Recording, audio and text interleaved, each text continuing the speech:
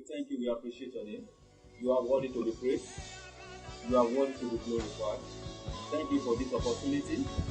Thank you for the grace given to us to gather again. Another opportunity, another situation. You are worthy to be praised. I just want us to begin to speak. Let's begin to speak in the language of immortality where we are now. I want us to begin to communicate in the spirit. La kaulimo shende legada lemo kotolimo kashanda legada. Ma yegada ma kaulimo koshente le katolimo kandale kashanda le katolimo doya. I want us to begin to invite the host of angels to minister with us now. Ma kaulimo shanta le katolimo doya. I want us to enter into the realm, into the conference room of immortality, where we ask Shannon to sit down with the Holy Ghost and begin to listen to him on what he wants us to know. I want you to open the gate of your heart so that the dimension of message that will be coming will have the capacity to penetrate into your spirit now. I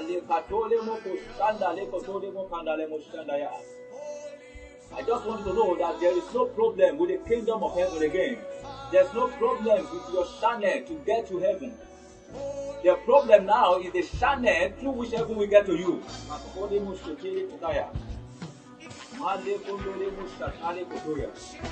There is no problem with the conference room of immortality again. The door is open already. He said, I have set before you an open door. So it is left for you to enter with your spirit, because it's a matter between spirit to spirit. It's a matter between the spirit of God and your spirit. In Jesus' mighty name we pray. In Jesus' mighty name we pray. Thank you very much. I appreciate everybody listening and watching us live now. I pray this message will do good in your heart, in your spirit, soul, and body, in the mighty name of Jesus. Yeah, I see this opportunity to honor the grace of God upon the life of the vision carrier, Apostle Phillips. You are honored in the mighty name of Jesus. Thank you very much, sir. Yeah, because of our time, I titled with the cross, the foundation of a new covenant. The cross as the foundation of a new covenant. I repeat, the cross as the foundation of a new covenant. Because what we want to be doing now is that we want to be opening into the dimension of the reality of the cross. We have been hearing cross. What is cross? In a dimension has to do with our personality. What is the relevance of cross to our Christian race? When the scripture says, whosoever that want to follow me, let him pick up his cross. So what is Jesus talking about in particular? So why cross among all things that we need to pick if we want to follow Christ? He did not say, whosoever want to follow me, let him pick up his money. He didn't say, whosoever that want to follow me, let him pick up his gift. As important as gift is to the body of Christ, is not a criteria to follow Christ. You can be gifted and not be relevant in the kingdom. You can be gifted and your name is not written in the conference room of immortality as a member and candidate that Jesus is planning to use in this dispensation. So why cross in particular? And I pray God will bless us in the mighty name of Jesus. So that is the question I want you to be ringing in your heart now. That why cross? Why must it be cross that we must carry if we want to be relevant in the kingdom? And permit me to lay this foundation that the aspect of the gospel that the body of Christ did not want to listen to again is the subject of the cross. There are dimensions of gospels. We have the gospel of salvation. We have the gospel of prosperity. We have the gospel of holiness. We have the gospel of grace. The gospel of grace is very sweet to listen to. At times, the gospel of holiness, we want to listen to it. But when it comes to the gospel of prosperity, we quickly look for pen and book to jot out 7 points to be prospered in life. Very interesting. But the moment we begin to die at the corridor of the cross, you begin to see men who claim to be born again begin to withdraw. Begin to see the 70 leaving Jesus and left with 12. So what is it about the gospel of the cross that the kingdom of darkness do not want the body of Christ to know? One.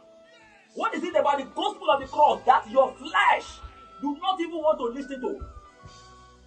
Why? Because it's a dimension of the gospel that the eternity plan to use to train a soldier of Christ. Get this. Everybody can be a civilian Christian by grace. But to be a soldier of Christ is by choice. It is by grace to be a civilian Christian. Because the Bible said, by grace we are saved. So, to be a civilian Christian, it is not of your choice. It is by the grace of God.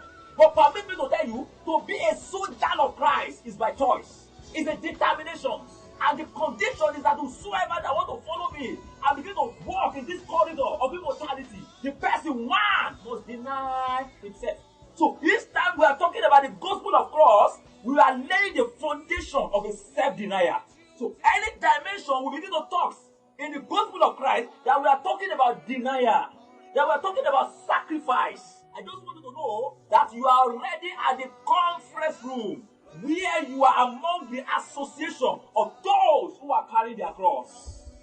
You are already at the conference room of the association of believers who are carrying their cross.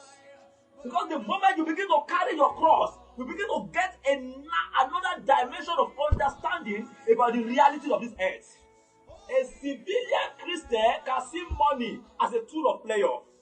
But the man who has carried the cross will see money as a tool of warfare to fight against the kingdom of darkness.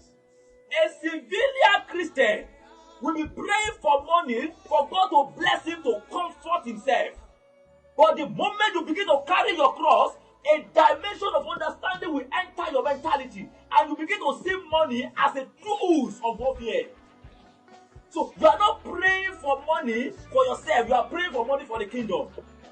You are praying that God should bless you, not primarily for yourself, but primarily for the kingdom. You are praying for God to provide a car for you, not primarily for your own comfort, but primarily for evangelism. The turning of the cross. So permit me to not declare openly to every one of you now. And stand in the position of Christ to tell you, Sir Ama, whosoever that want to follow me, at this junction, let him deny himself. Because the moment you begin to talk about the reality of gospel, the gospel of Christ, the gospel of grace, you can begin to enjoy them in Romans 6, Romans 7, Romans 8, Romans 9, Romans 10, Romans 11. But the moment you step your foot into Romans 12:1, and eternity begin to echo, he said, whosoever that wants to please eternity, he said to put his body as a what? As a living what? You begin to hear a trumpet from the throne of immortality that if you want to begin to journey, if you want to begin to move ahead, now eternity begin to demand. Can you deny yourself as a living sacrifice? So if you want to listen to anything cross, permit me to declare to you that is not a good news, it's a bad news. I'm sorry to say that. There is no good news in the barrack. The gospel of cross is the gospel that eternity used to train the soldier of Christ. So there is nothing like good news in the barrack. We are trained for war.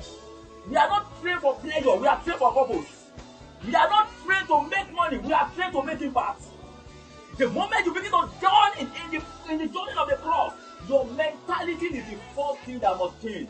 I don't know if somebody is judging. Number one, your mentality must change.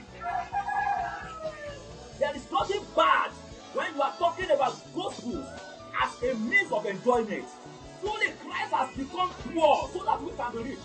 Truly, he has become sick so that we can be healed. By his stripes, we are healed.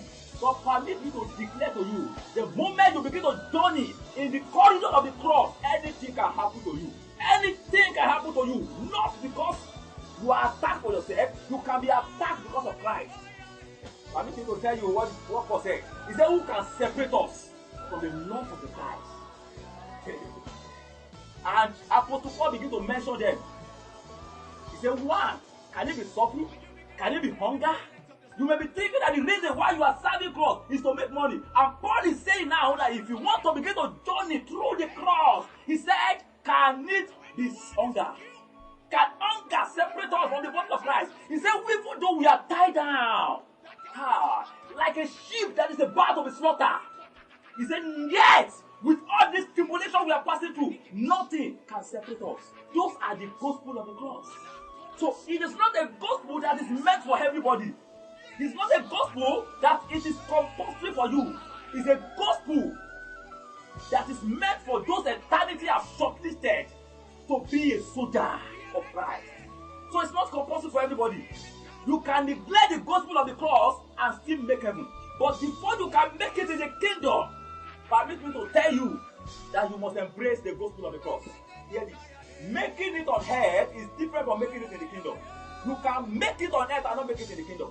So prosperity in the earth is different from prosperity in the kingdom. In the earth, prosperity is defined by the amount of what you acquire.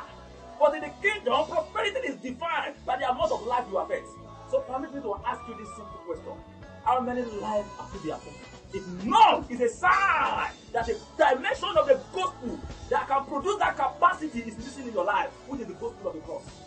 You can never be relevant in the kingdom until you embrace a sacrificial life. It's not by saying, oh, go, mini boji, oh, yeah, jadewa. We don't pray that kind of prayer in the barrack of Christ. Those are the prayer points of the civilian. The protocol of manifesting glory in the kingdom is by embracing the suffering of Christ. If you want to share in his glory, permit me to declare to you with all humility that you must share in the suffering.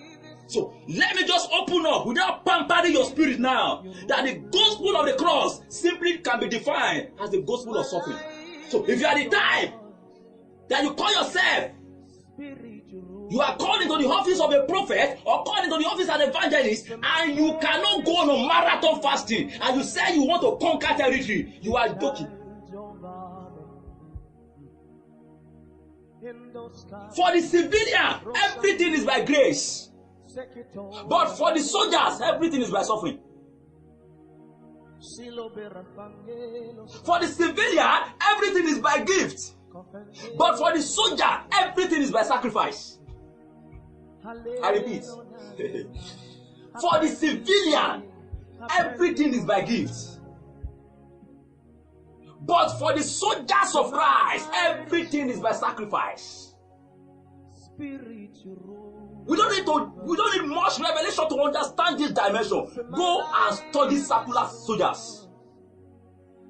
Go and study the rigorous training they pass through.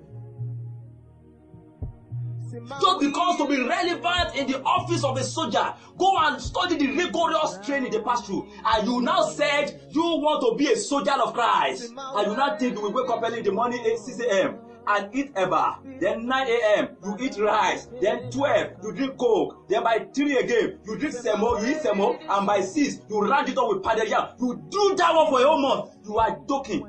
You are joking. It is those who doesn't understand the protocol of a soldier of Christ that are saying everything is by grace. Get this. You can be loaded and not needed if that is your mentality. Truly we receive by grace, but we don't release by grace. The law of receiving is different from the law of releasing. So if all your mentality is everything is by grace, you will be loaded in your spirit, and the dimension of power available in your spirit will not find expression in your mortal body. And the Bible said the whole creation, they are waiting for the manifestation. Truly you said, oh, the Bible said Christ in me is the hope of glory. Yes, you are right. Christ in you is the hope of glory, but Christ in you is not the manifestation of glory. So you can die hoping without seeing the manifestation. The protocol that guides hoping is different from the protocol that guides manifestation. Hoping is not the yardstick that you will manifest. Until you become 75 years and the white grape begin to come out of your head, that is when you will know that it goes beyond hoping. You will receive a covenant promise that you will be a prophet to the world, and by 40 you are not seeing the manifestation. 45, you are not seeing the manifestation. 50, you are not seeing the manifestation. By 72, because you lost alignment, you started doing money cry. When you see somebody doing money cry at the age of 75, he has missed it in his youth. You see a man doing money cry at the age of 75, he's supposed to be a worldwide evangelist. Hey. But when he lost the protocol of the cross and he now comes to his senses at the age of 75, you see them moving from bus to bus and sharing tracts. If I'm talking to somebody, shout hallelujah. Hope you will not send me out of the synagogue. Hope somebody will not delete my number. Am I talking to the spirit of somebody now? So when we are talking about the gospel of the cross, permit me to tell you, is an association of those that have been shortlisted to be a soldier of Christ. That's one thing. So soldier is a call. It's a call. It's not for everybody. So we are not preaching law. No, we are not preaching law. If I want to talk to civilian, I don't talk like this. I can give them 7 keys to prosperity. That is to civilian. I can teach them how to get it right maritally. Those are the teaching for civilian. We don't have time for that now. Don't talk marriage in the kingdom, in the barrack. We talk devil. We talk how to conquer territory. We don't talk purpose of marriage in the barrack. We talk how to conquer territory. We conquer how to go into the den of lion and arrest the kingdom of darkness. God. We've not even started the point I jot down. And I pray God will bless us in the mighty name of Jesus. Lord said it number one, that if you want to join in at the corridor of the cross, write that one down. You must change your mentality. One of the assignments of those who are training soldiers is to change the way they think. The purpose of the rigorous training in the barrack is to change your mentality. When you see a soldier coming out of barrack, the way they see civilian, they call them bloody civilian. Because the way they now started seeing natural things, they see it as uncommon thing. You have carried a mentality where you are not moved by material things again. With all humility. If whom to marry is your concern now, if how to get job is your worry now, you are not yet among what God is doing in this dispensation. You are not among. Because the burden in our heart now, those that God has shortlisted in this dispensation, the burden in our heart now is how to conquer territory for Christ. That's the burden. How to take dominion. That's our burden. How to enter the land of Egypt and face Pharaoh before getting out the Israelites. Let me say this. You can never deliver the Israelites until you confront Pharaoh. You can't. So, and you can never confront Pharaoh until you have spent years in the wilderness of this life. Where your rod will begin to become a power. It is in the wilderness that your gift become a tool for deliverance. When you have gifts and you neglect the purpose of cross, you begin to use your gifts to make money. But when you join in the corridor of the cross, you begin to use your gift to make impact. And have I succeeded in changing your mentality now? For further assignment of this dimension, go and browse the training of what soldiers are passing through in the training ground. And compare it to the reality that Jesus is talking about. That say we are the soldiers of Christ. And Paul began to download this protocol. He uttered one singular statement. He said no soldiers entangle himself with the affairs of the civilians that can please the master. So if the affairs of the civilians is what you are still thinking about, with all humility, you cannot be shortlisted by the government of the Holy Ghost to represent them for the Boko Haram of the Spirit. Because the eternity is looking for the soldiers who will face spiritual Boko Haram. Eternity is looking for the soldiers who will deny themselves from the things of this world and ready to surrender their life to the last degree just because they want to save a soul. Hear this. Just because David want to save a singular sheep. The Bible says he confronted bears. He fought lions. And you, because you have not paid your school fees, you don't allow anybody to rest. Because you have not gotten a job, you are telling God that if God did not provide that job by next month, you will compromise. Compromise! Another person will replace you. We are not begging people when it comes to the protocol of shortlisting in the kingdom. There are many alternatives on ground. Who is ready to replace your position? Get this. Get this. When it comes to gift, it's a grace. But when it comes to calling an assignment, there is a room for replacement. So if you don't understand the protocol of death and the protocol of alignment in this last day, you can't be relevant in the kingdom. As I rest my case now.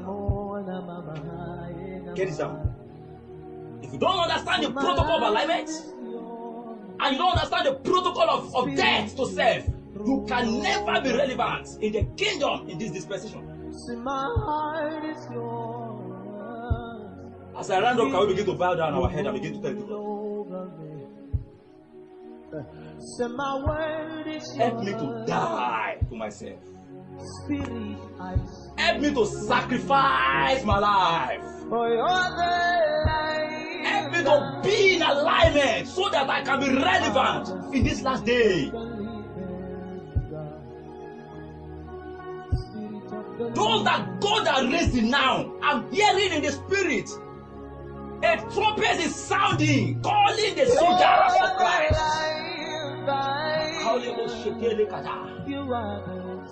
Those that will enter the prison in the name of Christ, I will be singing like Paul. God.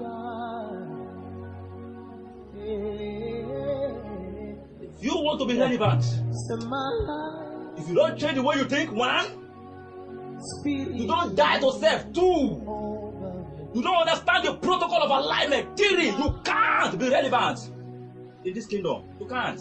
You can't. You can't.